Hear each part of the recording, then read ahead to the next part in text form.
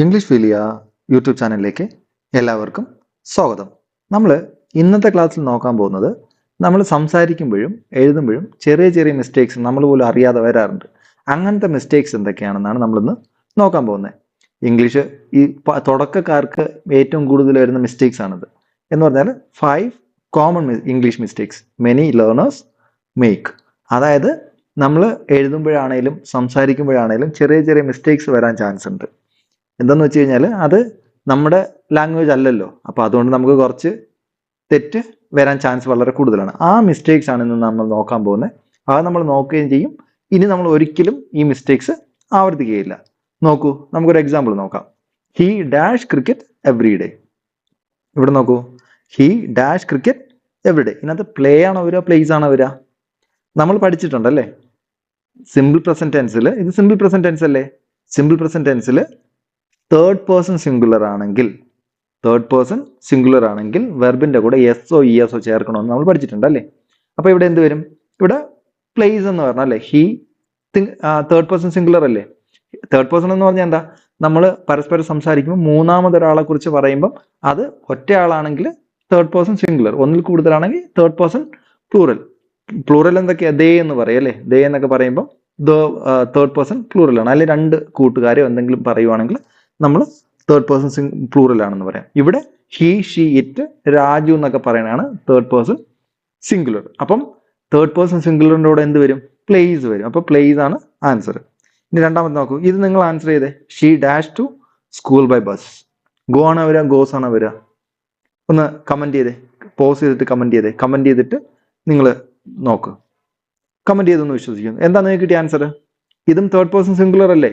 അപ്പൊ അതിന്റെ കൂടെ ഗോസ് വരും. She goes to school by bus. ഇത് കൂടുതൽ നമ്മൾ എപ്പോഴാണ് ഉപയോഗിക്കുന്നത്? ഗോസ് ടു സ്കൂൾ ആണ് വരിക. കൂടുതൽ എപ്പോഴാണ് ഉപയോഗിക്കുന്നത്? ഹാബിച്വൽ ആക്ഷൻ, അല്ലെങ്കിൽ നമ്മൾ സ്ഥിരമായിട്ട് ഒരു പ്രവൃത്തി ചെയ്യുന്നത് നമ്മൾ സിമ്പിൾ പ്രസന്റിലാണ് പറയുന്നതെന്ന് അറിയാം. അപ്പൊ സ്ഥിരമായിട്ട് ചെയ്യുന്ന കാര്യങ്ങൾ മൂന്നാമതൊരാളുടെ കാര്യമാണ് നമ്മൾ പറയുന്നതെങ്കിൽ നമ്മൾ എപ്പോഴും S form of the verb ഉപയോഗിച്ച് പറയുക എന്ന് മാത്രം ചിന്തിച്ച് വെച്ചാൽ മതി. നമുക്ക് ഈസി ആയിട്ട് പറയാൻ പറ്റും. ഇനി അടുത്ത നോക്കൂ, the team dash playing well. ഇവിടെ നോക്കൂ, ആം ഈസ് ആർ. ആം ആണോ ഈസ് ആണോ ആറാണോ വരിക? ദ ടീമിനെ മൊത്തത്തിൽ ഒരു യൂണിറ്റ് ആയിട്ടാണ് എടുത്തേക്കുന്നത്. എന്തുകൊണ്ടാ? The team, Indian team is playing against Pakistan എന്ന് പറയില്ലേ? അതായത് പാകിസ്ഥാനെതിരെ ഇന്ത്യൻ ടീം കളിക്കുന്നു. അവർ ഒറ്റ മനസ്സോടെ ഒരു കാര്യത്തിന് വേണ്ടിയിട്ട് കളിക്കുന്നത് കൊണ്ട് നമുക്ക് എന്ത് ചെയ്യാൻ പറ്റും? ഇതിനെ ഒറ്റ ഇതായിട്ട് പരിഗണിക്കാൻ പറ്റും. എന്ന് പറഞ്ഞാൽ ഇതിനെ നമുക്ക് കളക്റ്റീവ് നൗൺസ് എന്നാണ് പറയുന്നത്. അപ്പം the team is playing well എന്നാണ് പറയുക. The team is playing well. അത് ഒറ്റ എയിം അല്ലേ അവർക്ക്? ഒറ്റ കാര്യം ചെയ്യണം, പാകിസ്ഥാനെതിരെ കളിക്കുക, പാകിസ്ഥാനെതിരെ കളിച്ച് ജയിക്കുക. അതാണ്, അല്ലെങ്കിൽ ഓസ്ട്രേലിയക്കെതിരെ കളിച്ച് ജയിക്കുക. അങ്ങനെയാണ്, അതിന് വേണ്ടിയിട്ടാണ്. ഇത് ഒറ്റ യൂണിറ്റ് ആണ്, ഒറ്റ മനസ്സോടെ ഒറ്റ കാര്യം ചെയ്യുന്നത്. അതുകൊണ്ട് ഒറ്റ യൂണിറ്റ് ആയിട്ട് എടുക്കുന്നതുകൊണ്ട് നമുക്ക് ഇതിൻ്റെ team is playing well collective നൗണിൻ്റെ എപ്പോഴും ഈസിയേ വരത്തുള്ളൂ. ഇനി the team dash fighting among themselves. ഇവിടെ നോക്കൂ, the team dash fighting among themselves. ആ ടീം അവർ തമ്മിൽ എന്തുണ്ടാക്കുന്നു? വഴക്കുണ്ടാക്കുന്നു, തല്ലുണ്ടാക്കുന്നു. അവർ പരസ്പരം വഴക്കുണ്ടാക്കുന്നു, തല്ലുണ്ടാക്കുന്നു എന്നാണ് പറയുന്നത്. അതായത് ടീമിനകത്ത് ഒരു യൂണിറ്റി ഇല്ല, അവർ പരസ്പരം വഴക്കുണ്ടാക്കുന്നു. അപ്പൊ ഞാൻ പറഞ്ഞു ഏക മനസ്സോടെ കളിക്കുന്നു എന്ന് പറഞ്ഞാൽ ഈസ് വരും. ഇവിടെ എന്ത് വരും? ഇവിടെ ഈസ് ആണ് ആറാണോ വരിക? ആറാ വരിക. The team are fighting among themselves. അവരുടെ ഇടയിൽ പരസ്പരം അവർ എന്തുണ്ടാക്കുന്നു? വഴക്കുണ്ടാക്കുന്നു. അങ്ങനെ വരുമ്പം നമുക്ക് ആറാ വരിക. അതായത് ഒറ്റ യൂണിറ്റ്, ഒറ്റ കാര്യം ചെയ്യുവാണെങ്കിൽ എന്താ? അതിനെ സിംഗുലർ ആയിട്ടും അവര് അതിനകത്ത് തന്നെ പരസ്പരം വിവിധ എന്താ വരിക? പ്രശ്നങ്ങളോ എന്തെങ്കിലും വ്യൂ പോയിന്റ്സ് ഒക്കെ വരുമ്പോൾ അങ്ങനെ വരുവാണെങ്കിൽ നമുക്ക് എന്ത് പറയാം? അല്ലെങ്കിൽ വഴക്കോ എന്തെങ്കിലും വരുവാണെങ്കിൽ നമ്മൾ അതിനെ പ്ലൂറലായിട്ട് ഉപയോഗിക്കും. മനസ്സിലായോ?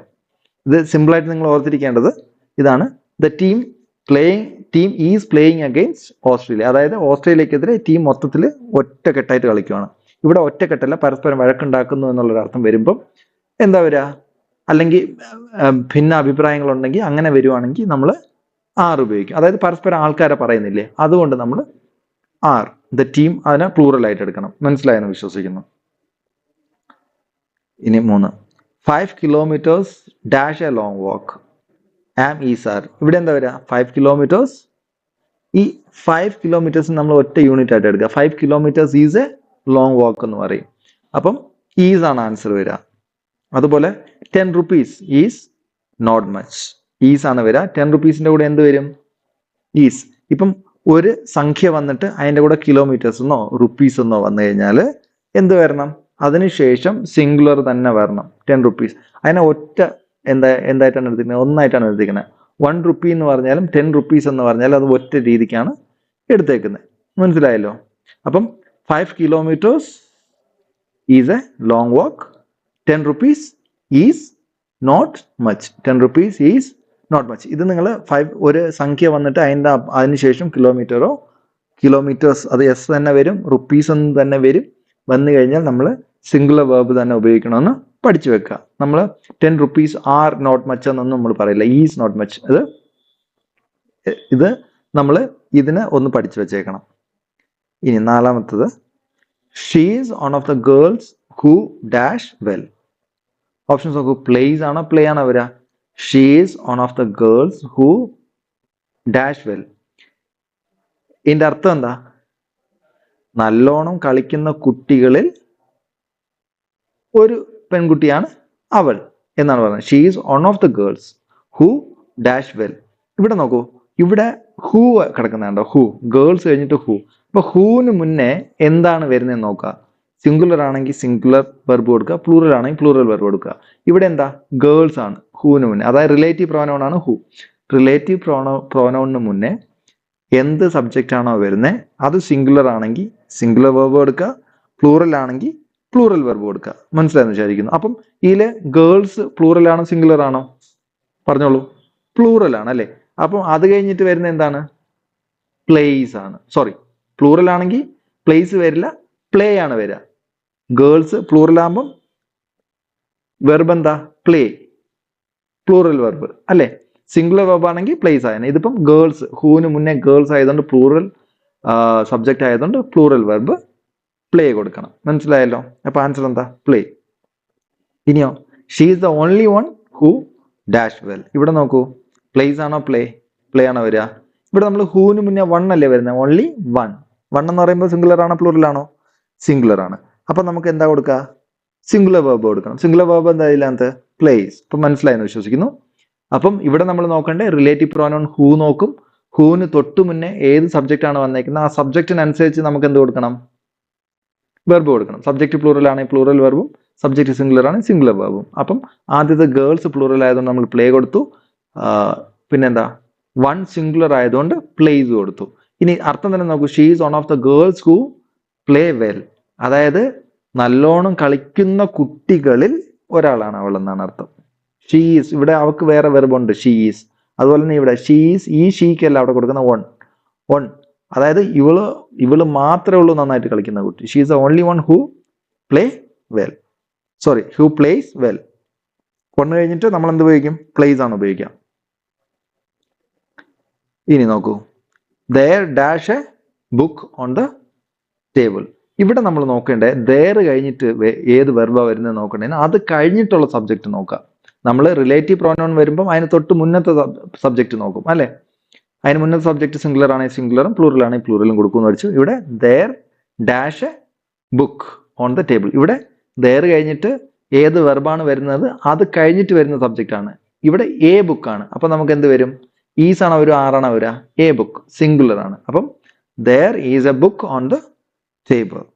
There is a book on the table.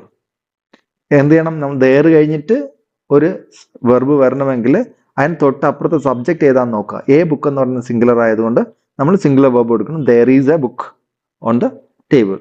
ഇവിടെ നോക്കൂ, there dash many books on the table. ഇവിടെ എന്ത് വരും? Am is are. many books എന്ന് പറയുമ്പോൾ സിംഗുലർ ആണോ പ്ലൂറൽ ആണോ? പ്ലൂറൽ ആണ്. അപ്പം നമ്മൾ എന്ത് കൊടുക്കണം? ആറ് കൊടുക്കണം അല്ലെ? ആറ്. ഇവിടെ അറിഞ്ഞിരിക്കേണ്ടതെന്ന് പറഞ്ഞു കഴിഞ്ഞാൽ there കഴിഞ്ഞിട്ട് നമ്മൾ എന്ത് കൊടുക്കണം? ഏത് വെർബ് കൊടുക്കണമെന്ന് അറിയണമെങ്കിൽ അതിന് ശേഷം വരുന്ന സബ്ജക്റ്റ് ഏതാന്ന് നോക്കണം. എ ബുക്ക് എന്ന് പറഞ്ഞാൽ സിംഗുലർ ആണെങ്കിൽ സിംഗുലർ വെർബ് ഈസ് കൊടുത്തു നമ്മൾ. there is a book on the table. ഇനി ഇവിടെ നോക്കൂ, there dash many books on the table. ഇവിടെ എന്താ? many books വരുമ്പം പ്ലൂറൽ ആണ്. സോ നമ്മൾ ആറ് കൊടുക്കണം. there are many books on the table. മനസ്സിലായോ? ഇനി അപ്പം ഇന്നത്തെ നമുക്ക് ഇത്രയേ ഉള്ളൂ. ഇനി എന്തെങ്കിലും ഡൗട്ട് ഉണ്ടെങ്കിൽ നിങ്ങൾ എന്ത് ചെയ്യുക? നിങ്ങൾക്ക് കമന്റ് ചെയ്യാം. കമന്റ് ചെയ്താൽ നമ്മൾ ക്ലാരിഫൈ ചെയ്തു തരാൻ ശ്രമിക്കുന്നതായിരിക്കും. അപ്പോൾ ഇന്നത്തെ ക്ലാസ് ഇവിടെ വെച്ച് നമുക്ക് നിർത്താം. ഇനി എന്തെങ്കിലും വേറെ ടോപ്പിക്കോ എന്തെങ്കിലും വേണമെങ്കിൽ നിങ്ങൾക്ക് കമൻറ്റ് ചെയ്യാവുന്നതാണ്. അത് നമ്മൾ പഠിപ്പിക്കാൻ ശ്രമിക്കുന്നതായിരിക്കും. അപ്പോൾ ഇത്രയും നേരം എൻ്റെ വീഡിയോ കേട്ടതിന് thank you very much. See you soon. Take care.